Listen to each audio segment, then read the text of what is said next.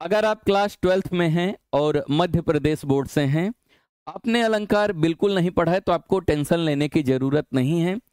अगर आप इस वीडियो को एग्जाम के एक दिन पहले देख रहे हैं या 1 घंटे पहले देख रहे हैं, आपको अलंकार बिल्कुल नहीं आता है तो भी आपको टेंशन लेने की जरूरत नहीं है।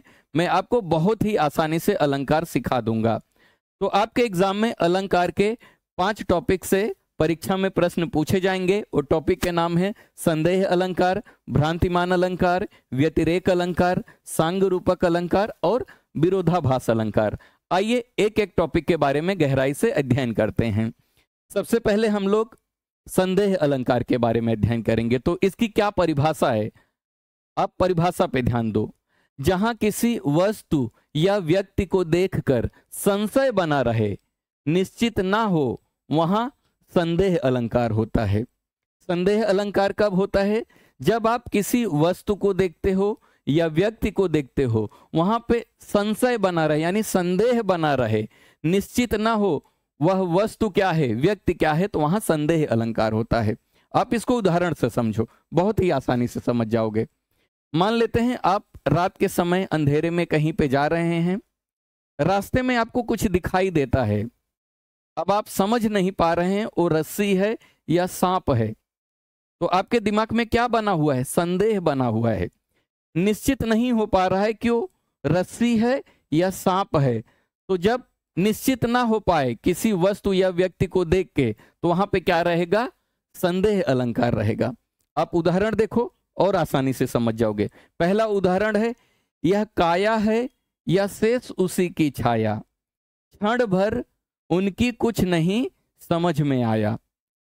लक्ष्मण जब अपने पत्नी को देखते हैं काफी समय के बाद, तो समझ नहीं पाते हैं यह काया, काया का मतलब होता है शरीर और छाया का मतलब होता है परछाई।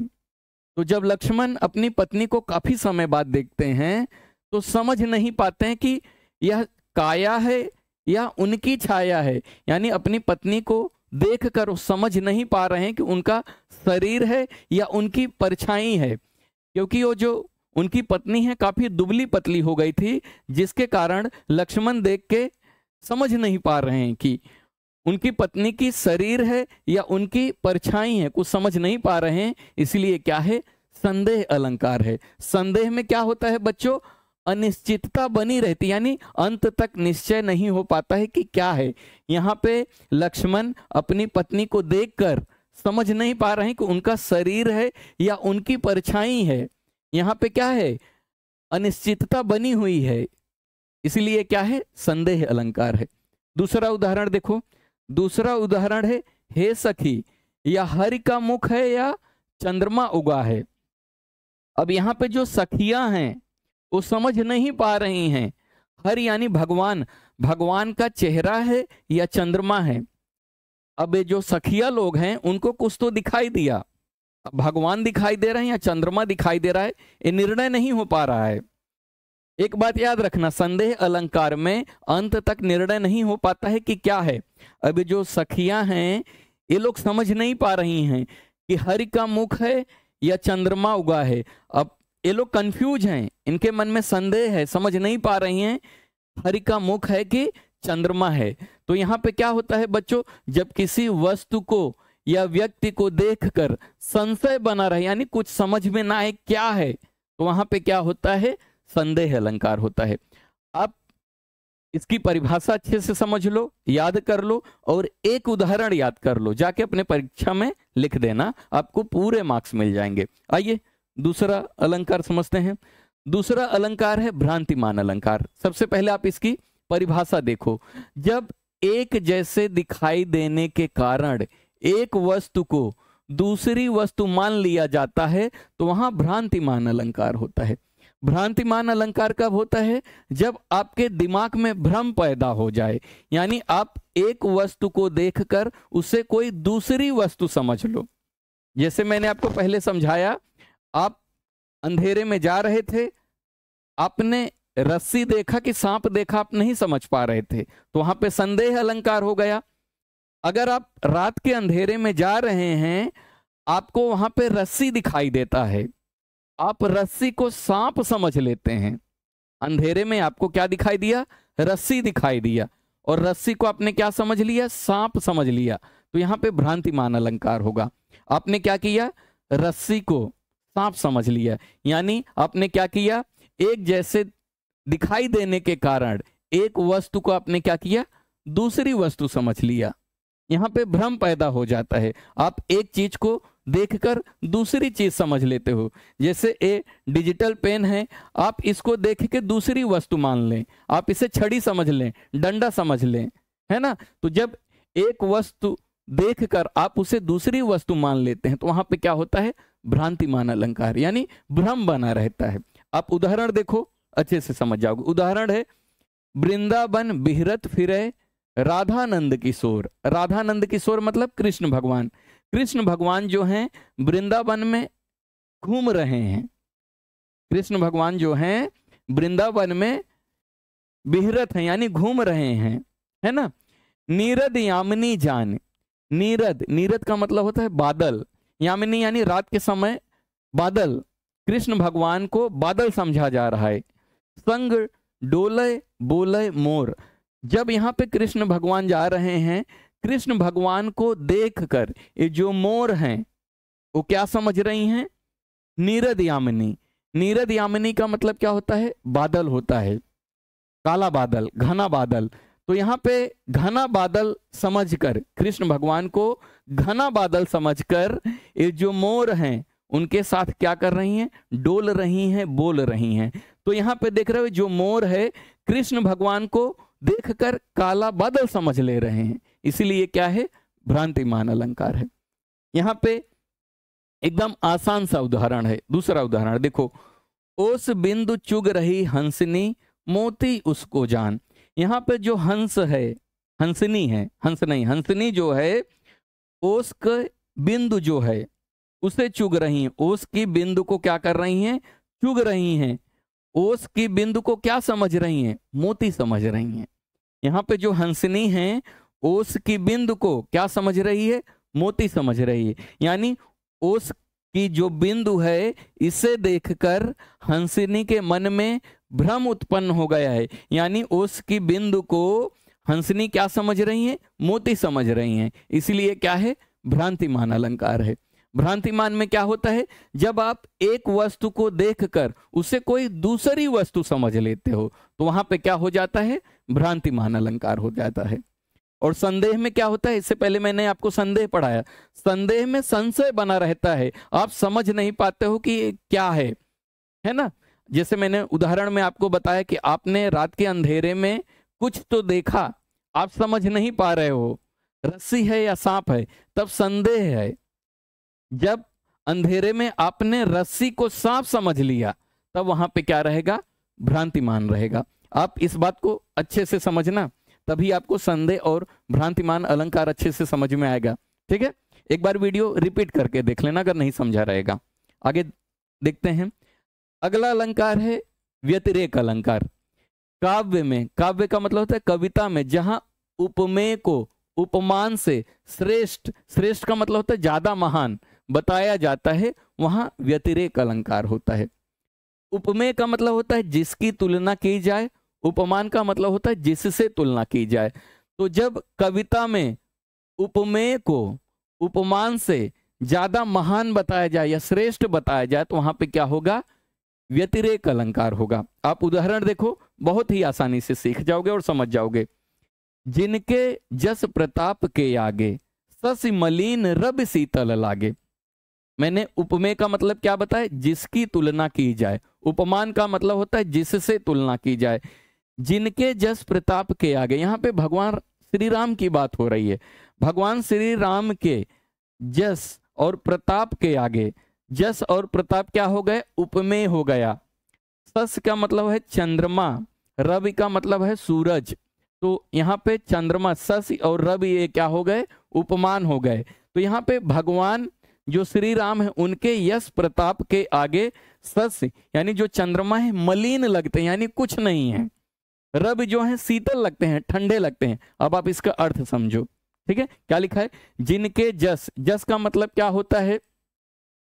जस का मतलब होता है यश, यश का मतलब होता है प्रसिद्धि। यानी भगवान श्री राम के प्रसिद्धि के आगे जो शशि है, जो चंद्रमा है, वो क्या लगेंगे? मलिन लगेंगे। यानी मलिन का मतलब मैला, कुछ नहीं, समझे? प्रताप यानी तेज के आगे, प्रताप यानी तेज या प्रसिद्धि।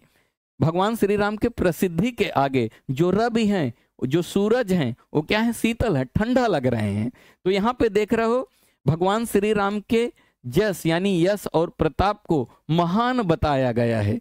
तो ये दोनों क्या हो गए? उपमेय हो गए, और ये दोनों क्या हो गए? उपमान। तो जब किसी काव्य में उपमेय को उपमान से महान बताया जाता है तो वहां पे क्या होता है? व्यतिरेक अलंकार होता है। ठीक है, आगे समझते हैं। अगला अलंकार है सांग रूपक अलंकार। इसमें बच्चे बहुत ज्यादा कंफ्यूज रहते हैं। सांग रूपक अलंकार, इसको एकदम आसानी से समझा दूंगा, पहले वीडियो को देखो।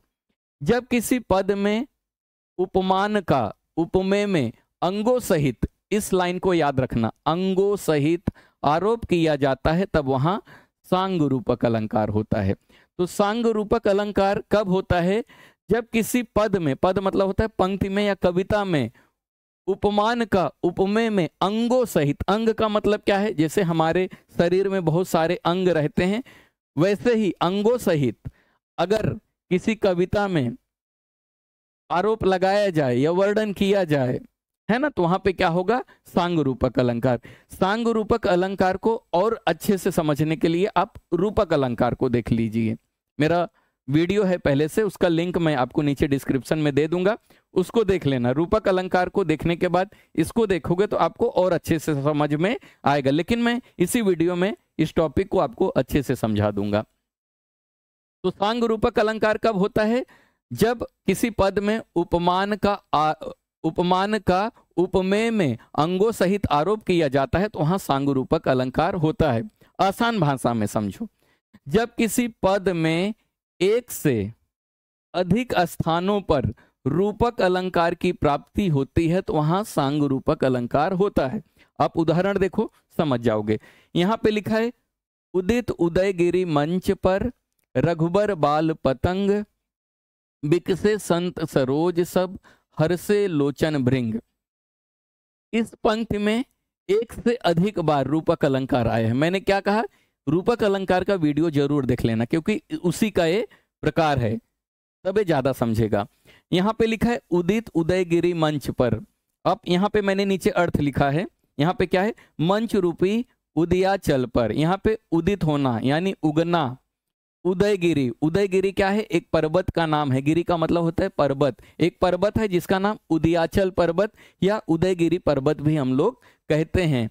यहाँ पे उदयगिरि को क्या कहा गया? मंच कहा गया है। इसका मतलब समझो, मंच रूपी उदयाचल पर्वत पर रघुनाथ रूपी बाल सूर्य के उदित होते ही, यहाँ पे आप समझो, इधर भी समझो, होते ही सब संत रूपी कमल खिल उठे और नेत्र रूपी भौरे हर्षित उठे। इसका अर्थ यहाँ पे मैं यहाँ पे आपको समझाता हूँ। उदित उदयगिरि मंच पर, यहाँ पे देख रहे हो उदयगिरि पर्वत को, जो उदयाचल पर्वत है, उसे क्या कहा गया है? मंच कहा गया। मंच का मतलब होता है स्टेज। तो यहाँ पे एक बार रूपक की प्राप्ति हो गई। एक मिनट, हाँ, यहाँ पे एक बार रूपक की प्राप्ति हो गई। रघुवर बाल पतंग, रघुवर यानी भगवान श्री राम को क्या कहा गया है? बाल पतंग।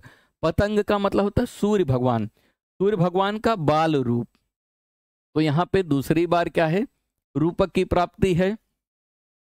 बिकसे संत सरोज, यहाँ पे संत को सरोज यानी कमल कहा गया है। तीसरी बार रूपक की प्राप्ति है।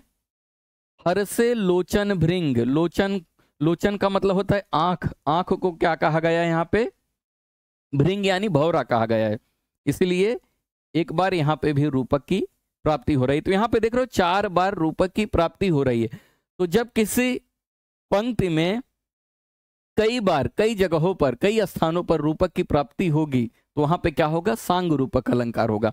यहाँ पे अर्थ समझो, मंच रूपी उदयाचल पर रघुनाथ रूपी बाल सूर्य के उदित होते ही, जब भगवान जो राम हैं वो मंच पर आते हैं धनुष तोड़ने के लिए, धनुष भंग का वर्णन किया गया है। यहाँ पे जब धनुष तोड़ने आते हैं तो यहाँ पे बताया गया उदित हो रहे हैं, उग रहे हैं। कौन? राम। जैसे सूर्य उगता है वैसे भगवान श्री राम उग रहे हैं। उदयगिरि मंच पर, यहाँ पे जो वहां पे धनुष रखा गया था उस मंच पर, मंच को क्या कहा गया? उदयगिरी पर्वत कहा गया।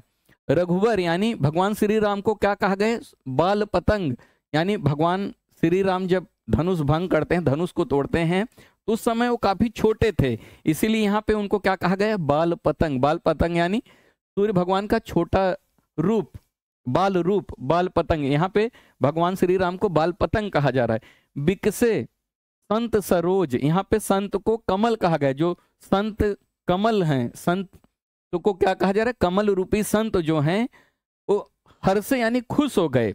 लोचन भृंग, उनके आंखों को, लोचन यानी आंख, उनके आंखों को क्या कहा गया? भौरा कहा गया। ठीक है, इसका अर्थ देख लेना। क्लियर है? चलो आगे समझते हैं। अगला है विरोधाभास अलंकार।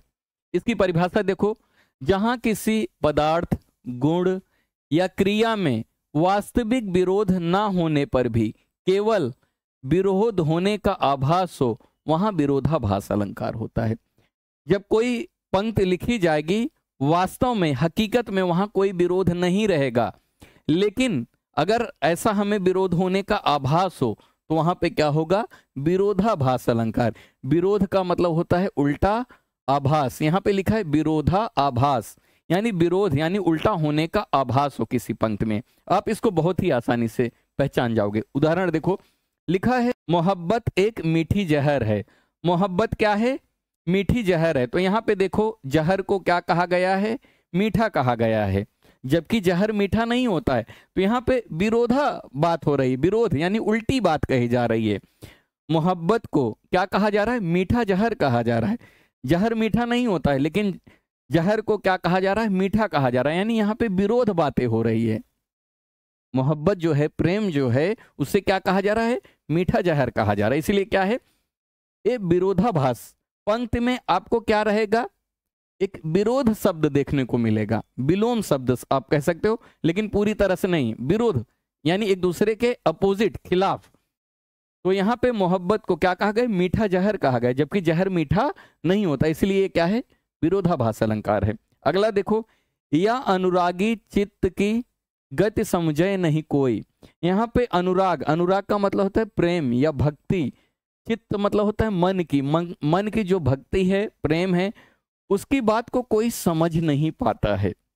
जो जो बूढ़े श्याम रंग त्यों त्यों उज्जवल हो। तो यहाँ पे देख रहे हो, श्याम रंग का मतलब होता है भगवान का श्याम रंग, यानी सांवला रंग, सांवला शरीर। तो यहाँ पे बताया जा रहा है कि अगर भगवान के भक्ति में, श्याम रंग में हम डूबेंगे तो हम लोग क्या हो जाएंगे? उज्जवल हो जाएंगे, यानी सफेद हो जाएंगे। तो यहाँ पे सांवला रंग और सफेद रंग में क्या है? विरोध है, इसीलिए क्या है? विरोधाभास। इन शब्द में क्या है? विरोध है। यहाँ पे क्या बताया जा रहा है? श्याम रंग और सफेद रंग एक दूसरे के क्या हैं? विरोधी हैं। यहाँ पे इसका अर्थ क्या होगा? जो भगवान की भक्ति में डूब जाएगा, श्याम रंग में जो डूब जाएगा, वो क्या हो जाएगा? उज्जवल हो जाएगा, उसका जीवन अच्छा हो जाएगा। लेकिन यहाँ पे हमें आभास ऐसा हो रहा है कि श्याम रंग में डूबने के बाद, सांवले रंग में डूबने के बाद उज्जवल यानी सफेद कैसे हो सकता है? लेकिन अगर हम इसका अर्थ समझें तो यहाँ पे वास्तव में विरोध नहीं है, लेकिन यहाँ पे आभास हो रहा है। जैसे यहाँ पे जहर को मीठा कहा गया है और यहाँ पे श्याम सांवले रंग को क्या कहा गया है? सफेद रंग कहा गया, यानी ये सब विरोध हैं, इसीलिए क्या है? विरोधाभास अलंकार है। अगर आप अलंकार का सभी वीडियो एक साथ देखना चाहते हैं तो उसका लिंक आपको नीचे डिस्क्रिप्शन में मिल जाएगा। वीडियो कैसा लगा कमेंट करके जरूर बताइएगा। अगर आपको और भी कुछ सीखना है हिंदी व्याकरण में तो कमेंट करके जरूर बताइएगा, और इस चैनल को सब्सक्राइब करना ना भूलिए। वीडियो देखने के लिए धन्यवाद।